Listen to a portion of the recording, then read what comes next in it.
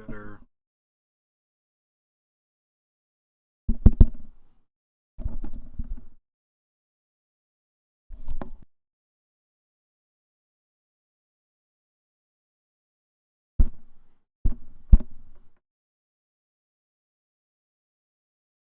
Testing. Okay.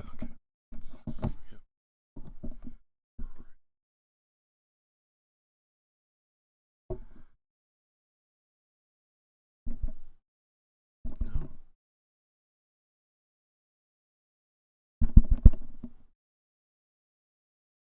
So with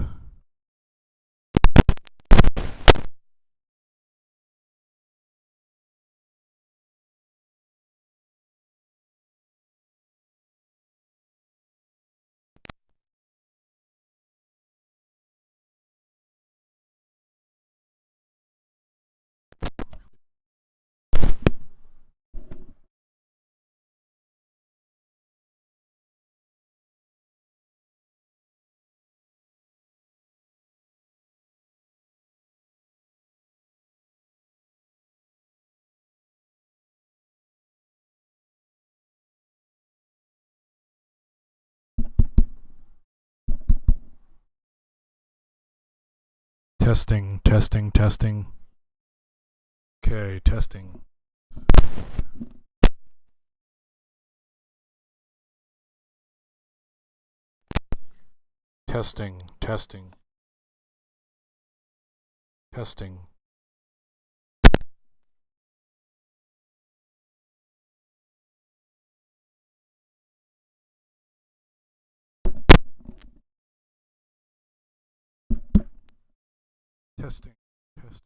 Testing. Testing. Testing. Testing. Testing. Oh, thing. Testing. Okay, so it looks like we're good there. Testing. Testing. Testing.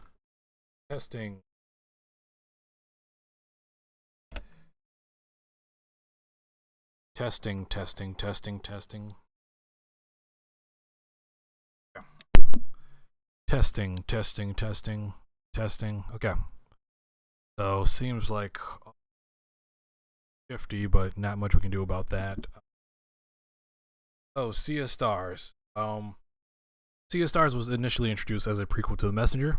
I had no particular love for that game as it was a tribute to games that I never played. However, this was being billed as a loving tribute to Chrono Trigger, which made me excited but trepidatious. Chrono Cross. Start.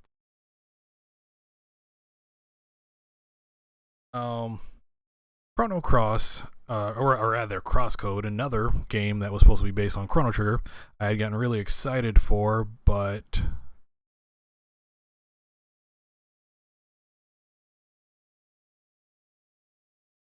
supposed to be based on Chrono Trigger, I had gotten really excited for, but in not seeing someone stream it, I think it was Andy Cortez of the Kind of Funny Parish, and seeing it was mainly puzzles bummed me out greatly, but I had not given up hope. Then the Chrono Cross remaster showed up and sucked, but even still, I had figured someday someone would make a game that would be worthy of Chrono Trigger, and it clearly wouldn't be Squeenix, as the Chrono Cross remake contained the most half-assed perfect ending I've encountered in a while.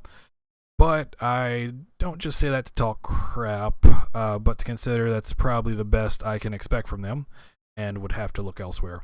First thing you'll notice is the excruciatingly detailed sprites. I at first thought, like minigames, this would be a well animated, cutscene laden entry point, but no, the animations continue to oppress, with even the most basic enemies having expressive idle, spell casting, and other animations. The graphics are absolutely gorgeous, though. There's ever evidence against Sega's 2D games don't age well diatribe. It's this game.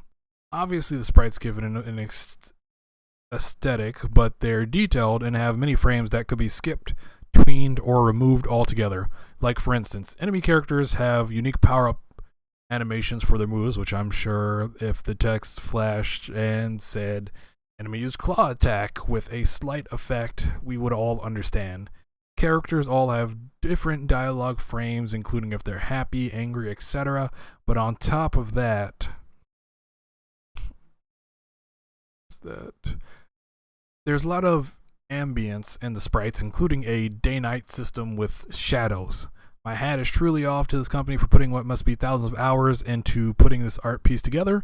People have also said that this was influenced by Golden Sun, which I have never played and only have a cursory knowledge of, but even still I can see it with the characters being elemental students traveling the land with little fanfare and a bit of platforming. While the story starts in a typical place, it quickly becomes much more than meets the eye with the near omnipotent beings. The story seems relatively inoffensive, and the main characters aren't all that exciting, but I do appreciate the fact that they aren't completely silent and have some conversation. This does become problematic when a party member who isn't even deputized to be a solstice warrior, the game's trademark heroes who dedicate their lives to getting rid of evil dwellers, starts to make decisions and buttons when I definitely would rather he didn't. The story does pick up and become slightly more interesting, as it seems to be tradition in Sabotage Studio games. The change happens. Change being in quotes.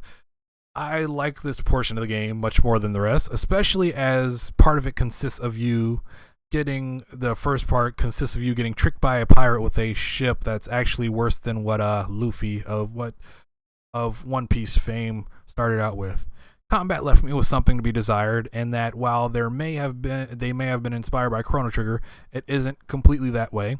You time your hits in defense, like in the Mario RPG series, but it isn't just slavishly looking towards the old. It introduces a bit of choice.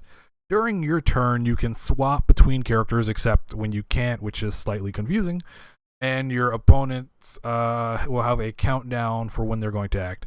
Actually, that was much earlier impressions. You can just switch whenever, but your enemy may end up going next, so that's part I needed to edit out. But here we are, and your opponents will have a countdown for when they're going to act.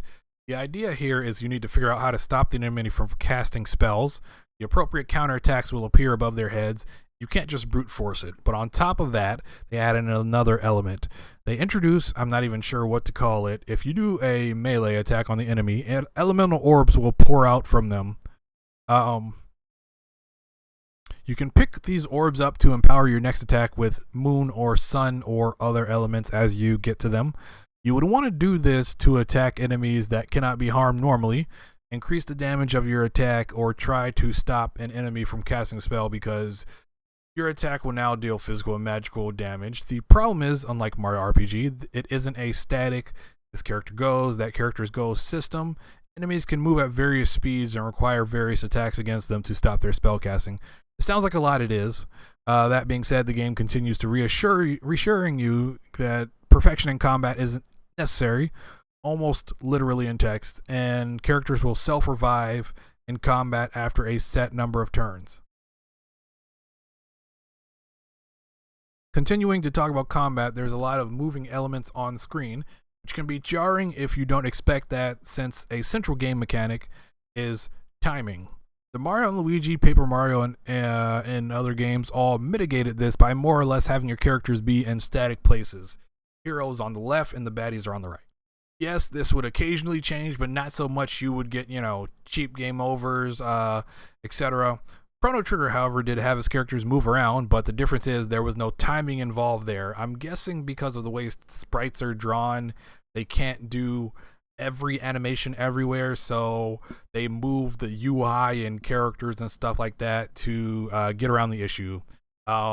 Speaking of UI, the UI actually even randomly moves around, and I don't know if I'm getting old, but this caused some confusion in the middle, the heat of battle for me.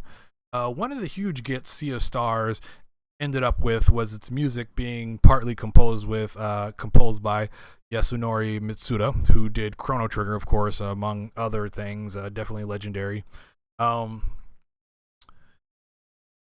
In opening up the Matt McMuscles video for this game, I was a bit taken aback how the music sounded, as this is not what I expected from Mitsuda. And basically, I did end up going back to the soundtrack and trying to figure that out for myself. And definitely, they gave Mitsuda like a handful of tracks. I want to say less than 6 that definitely sound really good. But if we're trying to reach Chrono Trigger, that game had a serious staff behind it, even in the music. But yeah, I went back to the soundtrack and it's pretty decent. And Giant Bomb even gave the game a nod during their Game of the Year pleasantries. A lot of it is catchy, but I just think overall, much like the Magneto meme, I urged the game to show me its true self, which soured my experience in listening to the music and getting through about the first 70% of the game. Also in the game, are full-blown acoustic sea shanty versions of many of the tracks, which are in astonishing quality. I can't put this up there with Chrono Trigger, but I can recommend it as a game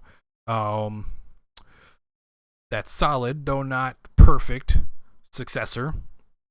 Regardless, the game has sold extremely well. This is great news for the developer, Sabotage Studio, and for people like me who see 2D games as a thing of beauty, not a relic of the past, Sega.